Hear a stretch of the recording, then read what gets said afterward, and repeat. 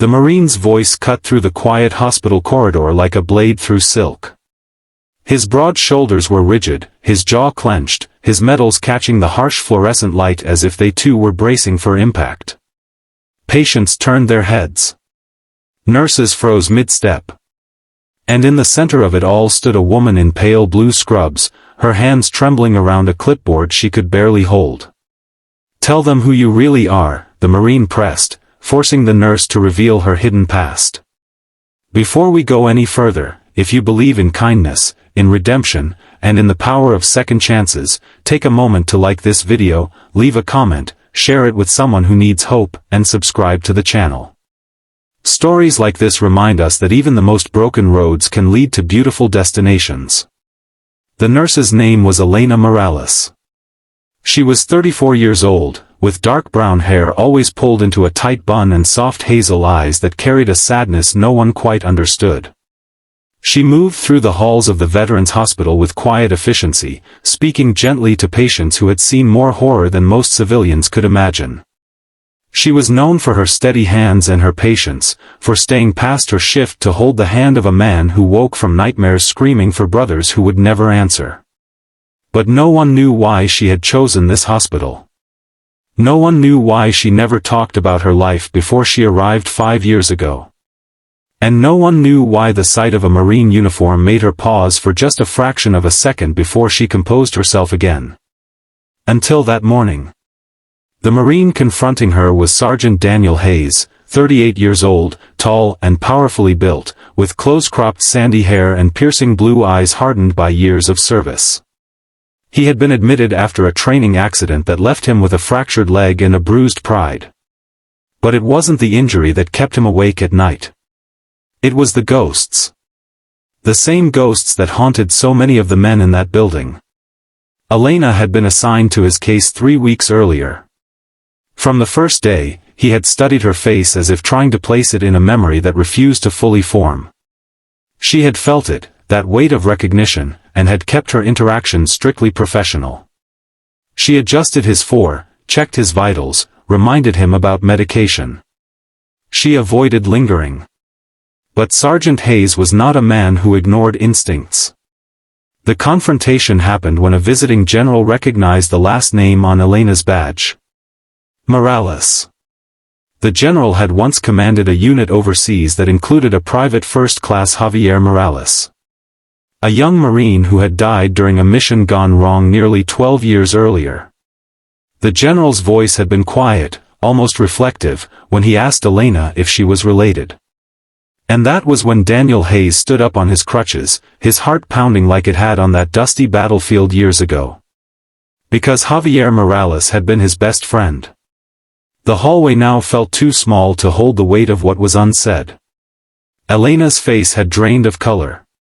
Her fingers tightened around the clipboard until her knuckles whitened. Daniel's voice, when he spoke again, was no longer angry but wounded. He told her that Javier had once shown him a photograph of his little sister. He described a teenage girl with braces and wild curls, smiling under the California sun.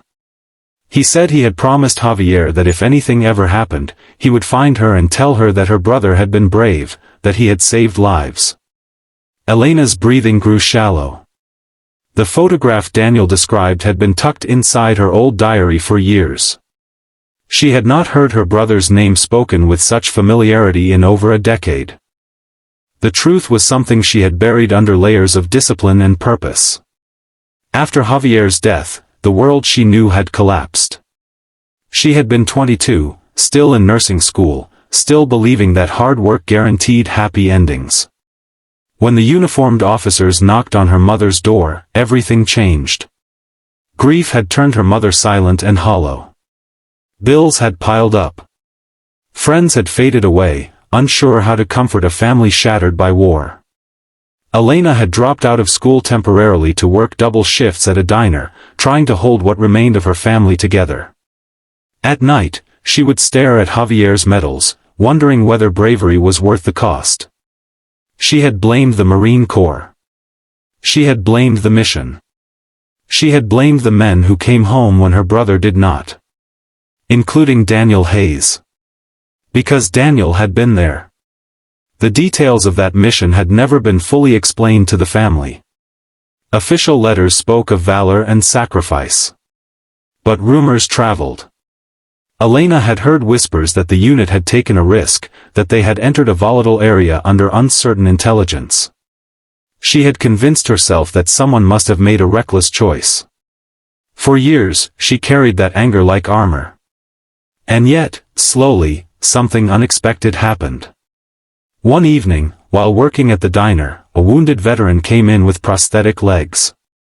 He struggled to sit. His hands shook as he tried to lift a cup of coffee.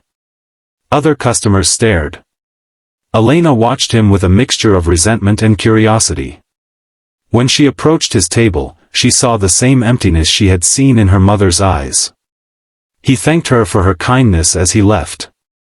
He said it was the first time in weeks someone had looked at him without pity. That moment shifted something inside her. She realized that grief was not a competition. Pain did not belong to one side. The families who lost soldiers suffered. But so did the soldiers who survived. They carried memories that clawed at them in the dark. Elena returned to nursing school with a new purpose. She would not run from the world that had taken her brother. She would step into it. She would care for the men and women who bore its scars. Maybe, in doing so, she could make sense of her own loss. But she never told anyone who she was. She removed her family photos from her locker. She kept her last name, but never elaborated. She built a reputation on competence and compassion, not on tragedy. Until now. In the hallway, with patients and staff watching, Daniel's voice softened. He said that Javier had volunteered for the risky position that day. He had insisted on checking a building first because he was the fastest. Daniel admitted that he had argued against it, but Javier had smiled and said someone had to protect the others. Daniel's eyes glistened as he explained that an explosion had torn through the structure moments later. Javier had shielded another Marine, taking the brunt of the blast. The man he saved was now a father of two. Elena felt the air leave her lungs. For years, she had imagined recklessness, negligence, pointless sacrifice. But what Daniel described was choice. Courage. Love. He told her he had searched for her after the funeral but had been deployed again before he could reach her. He said he had carried the guilt of surviving, wondering whether he should have insisted harder, whether he could have changed the outcome. The clipboard slipped from Elena's hands and clattered to the floor. She finally lifted her eyes to meet his fully. In them, she saw not the enemy she had created in her mind, but a man haunted by the same day. She admitted, quietly but clearly, that Javier was her brother. The words felt like breaking through ice that had frozen her heart for years. Murmurs rippled through the hallway. Some staff members covered their mouths. Others stepped back, giving space to something sacred and raw. Elena spoke of her anger. Of how she had once sworn never to forgive the uniform that stood before her. She confessed that working at the Veterans Hospital had been her way of confronting that hatred, of forcing herself to see humanity instead of blame. Daniel listened without interruption. He then reached into the pocket of his worn jacket and pulled out something small and carefully folded. It was a faded piece of paper, creased at the edges. A letter Javier had written the night before that mission. It was unfinished, never mailed. Daniel had found it among Javier's belongings and had kept it safe, waiting for the right moment. Elena's hands trembled as she took it. The letter spoke of pride. Of how Javier believed in what he was doing. Of how much he loved his little sister and how he knew she would do something meaningful with her life. He wrote that bravery wasn't about being unafraid, but about choosing others even when you were terrified. Tears blurred Elena's vision. For the first time since the day uniformed officers stood at her mother's door, she felt something other than anger. She felt understanding. The hallway had grown silent, but it no longer felt tense. It felt reverent. Over the following days, something changed between Elena and Daniel. Their conversations grew longer. They shared stories of Javier's laugh, of his terrible singing, of the way he could lighten even the darkest situation. The weight they had each carried alone for years began to feel lighter. Daniel started attending counseling sessions offered at the hospital, encouraged by Elena's gentle insistence. He spoke openly about survivor's guilt, about the burden of leadership. Other patients, seeing his vulnerability, began to open up as well. Elena, in turn, stopped hiding her past. She placed a small framed photo of Javier in her locker. When new patients asked why she worked there, she told them the truth. She was a sister who had lost a brother, and she refused to let that loss turn into bitterness. Word of her story spread quietly through the hospital. Staff members looked at her not with pity, but with deeper respect. Patients trusted her even more, sensing that her compassion was forged in real fire. Months later, the hospital held a small ceremony honoring fallen service members.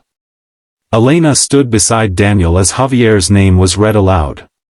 This time, when the applause came, it did not feel hollow. It felt like acknowledgement.